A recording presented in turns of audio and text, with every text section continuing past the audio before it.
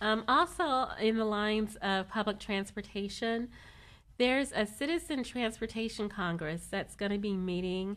This is in arrangements with the Metropolitan Planning Organization, and that's Tuesday, November 9th. So next Tuesday at the Central Library. And there's two meetings. One's at the Central Library at 1000 Grand at noon.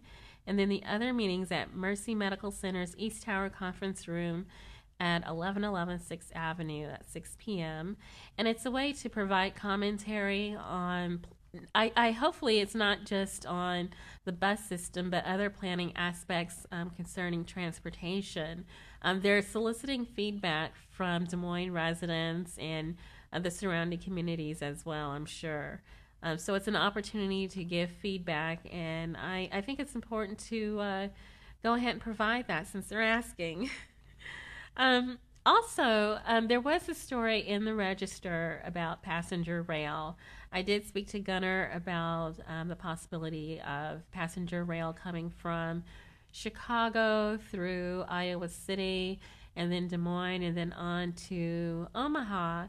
And there was an article that we read here on the show about funding for passenger rail going at least to Iowa City, to where the university students at University of Iowa would have access to that transportation. There was a later story in the Register about the downsides of Amtrak and passenger rail, and a lot of that is merited. A lot of that is merited because if you've ridden Amtrak or you know or you follow Amtrak, there are some concerns about performance that probably should be addressed.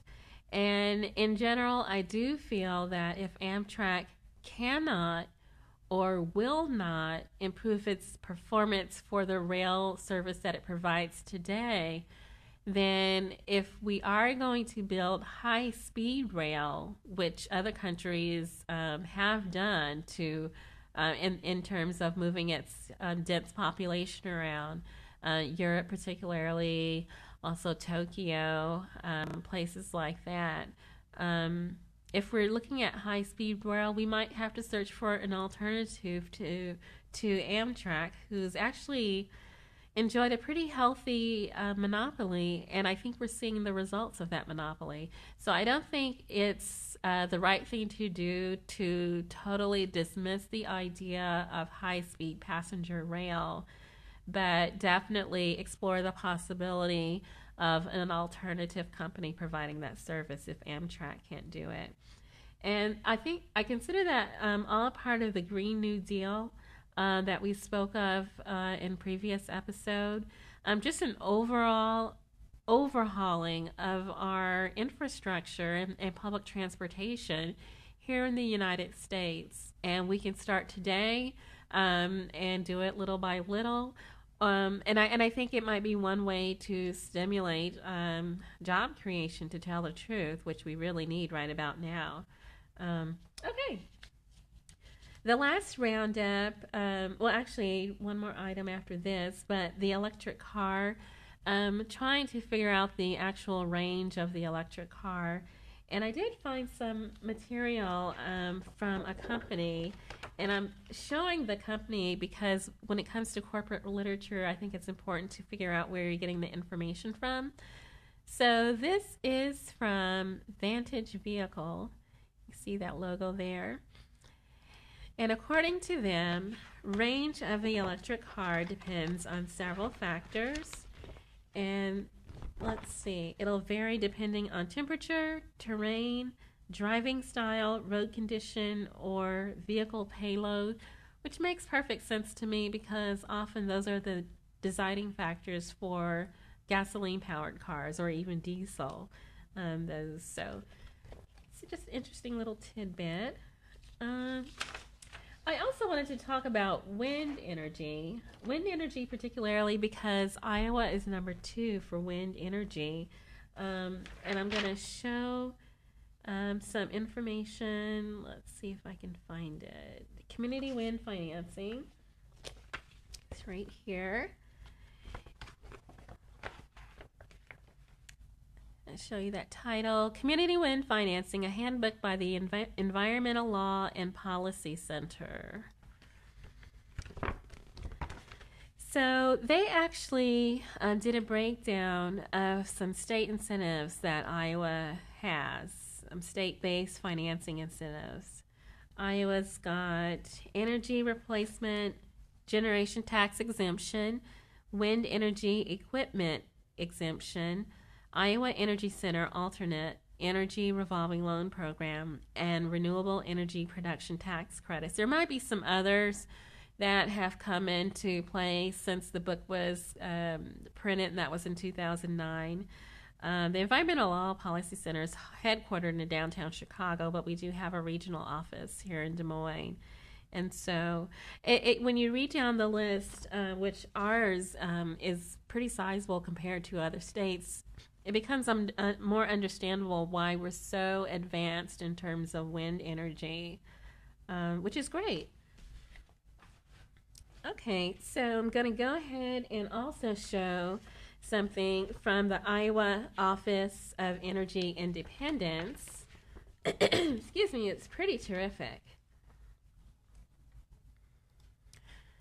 This is the 2010 Energy Independence Plan from the Iowa Office of Energy Independence. And they actually did a pretty good breakdown of what they've accomplished. And there's a story that I wanted to highlight here. And I'm going to see if I can get that under the camera. This story is about this gentleman here. And it's TPI wind turbine blade manufacturing in Newton. That word's Newton there. Okay. And it's about a person named Bob Grugel. He used to make boats in Michigan. He's a new resident to Iowa. He relocated his family here because of a job position that was created through TPI. And this is his quote: "America has gone green, and I want to be part of that," quote, said Grugel, who works on the wind blades at TPI Composites, a facility northeast of downtown that's partially supported by Power Fund dollars. Grugel, who relocated his family to Iowa, is one of about 475 employees at TPI, most of who had formerly lost their manufacturing jobs, and about 60% who are local hires. General Manager Kruger Tuttle said he expects even more employment growth next year as blade orders spread into several Midwest states and Canada. So that's a pretty good example of what the Power Fund has done and what the Iowa Office of Energy Independence has done, and how it's affected job growth in not only in the Des Moines area, but also surrounding communities and throughout the state, because Iowa has a very strong manufacturing base. We're, the headquarters of several companies like Firestone, John Deere, and Caterpillar, and used to be Maytag, although they relocated or are relocating to another country. But lots of manufacturing and agricultural industry taking place here. And so there has been a shift recently due to policies that encourage renewable energy and green economy type job openings, which is really great.